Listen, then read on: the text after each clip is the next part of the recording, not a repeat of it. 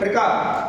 त्रिभुज कौन कौन से प्रकार के होते हैं भुजाओं के आधार पर। ये तो मैं आपको पहले बता दूं, त्रिभुज में कितनी भुजाएं होती हैं, कितनी भुजाएं होती हैं त्रिभुज में, ये आपको बता चुका हूं। कितने कोण होते हैं, 3 कोण होते हैं, मतलब 3 भुजाएं होती हैं त्रिभुज में और 3 कोण होते हैं।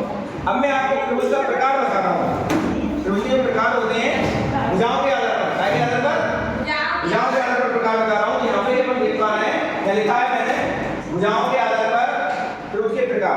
पहला है समद्विबाहु त्रिभुज। नाम क्या है इसका, समद्विबाहु, मतलब दो भुजाएं इसकी भुजा। बाहु माने क्या होता है, भुजाएं होती हैं, समान होता है समान, और द्वि माने होता है दो, यानी कि दो भुजाएं जिसकी बराबर हो उसे अपन लोग समद्विबाहु त्रिभुज कहेंगे। ये चित्र भी मैंने बनाया है, दो भुजाएं बराबर है और नहीं, तो जिसकी दो भुजाएं बराबर हो क्या होगा, वो क्या नाम होगा उस त्रिभुज का, समद्विबाहु त्रिभुज। ओके, अब दूसरा त्रिभुज आता है भुजाओं के आधार पर समबाहु त्रिभुज। समबाहु, सभी भुजाएं सम, सभी भुजाएं समान, सब भुजाएं समान होंगी, क्या नाम होगा उस त्रिभुज का, समबाहु। समबाहु कब होगा, जब सब भुजाएं उसकी बराबर होंगी। ठीक है, अब तीसरा आता है विषमबाहु। विषमबाहु, अब त्रिभुज 3 भुजाओं से बनता है, तो विषमबाहु का मतलब क्या है, सभी भुजाएं अलग अलग लंबाई की हों, तीनों भुजाएं अलग अलग लंबाई की हों, तो उसे हम लोग विषमबाहु त्रिभुज कहेंगे। अब मैं चित्रों के माध्यम से यहाँ बताता हूँ, जो कि ऑफिस मेरे पास मौजूद है, उससे हम लोग देखते हैं यहाँ पे। तो ये यहाँ पे अपने पास सामग्री है, इसी मदद से हम लोग बारी बारी से इन त्रिभुजों को हाथ में लेके देखते हैं, है ना, हाथ में लेके देखते हैं। सबसे पहले अपन देखते हैं एक त्रिभुज उठाया मैंने, त्रिभुजंडिया, ये मैं सिखाने की कोशिश करता हूँ। देखिए आप देख सकते हैं, एक मैंने यहाँ पे त्रिभुज बनाया है, और इस त्रिभुज को देखकर आपको लग रहा होगा ये पहली वाली कंडीशन यहाँ पे जो ना समद्विबाहु वाली को दिख रही होगी, देखो आप। और अगर आपको ऐसे को दिख रहा है, दो भुजाएं आपको बराबर नहीं है, इसको देखो दो भुजाएं बराबर है, क्या नाम है इसका, समद्विबाहु त्रिभुज।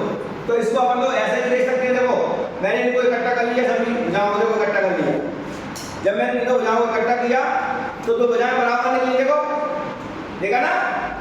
जब मैंने तीनों भुजाओं को इकट्ठा किया तो इनमें से दो भुजाएं देखो बराबर निकली, तो अपनी बात सच निकली कि जिस त्रिभुज की दो भुजाएं बराबर होती है वो कौन सा होता है, समद्विबाहु होता है।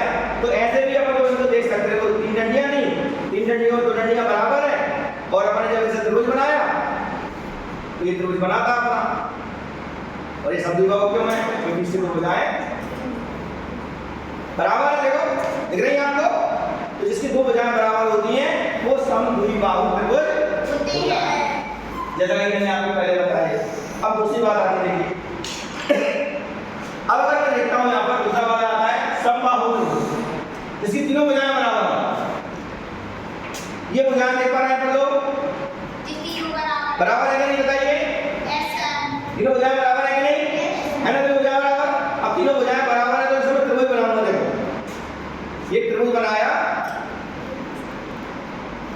तो कौन सा त्रिभुज बनेगा बताइए, कौन सा, हाँ समबाहु त्रिभुज बनेगा। अब इस त्रिभुज के समबाहु त्रिभुज क्यों बन रहा है, ये भी अपन देख सकते हैं। तीनों भुजाओं को मैंने इसको मिटाला, देखो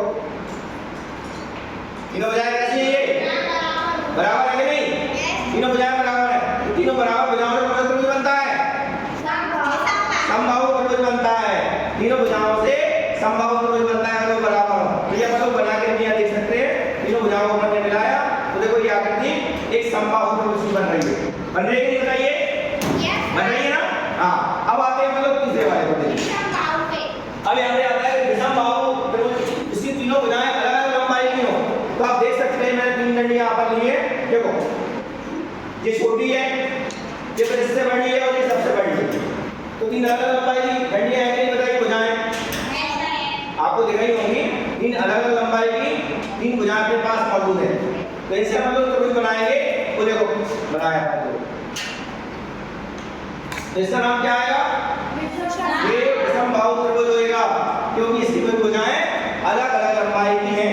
और देख पा रहे हैं हम लोग डाल के, आकृति को डालते हैं हम लोग उसको हाथ में लेके, तो देख भी रहा है साफ साफ तीनों भुजाएं अलग अलग लंबाई की हैं। तो सब बच्चों को समझ में आ गया, कि ये त्रिभुज भुजाओं के आधार पर 3 प्रकार के होते हैं।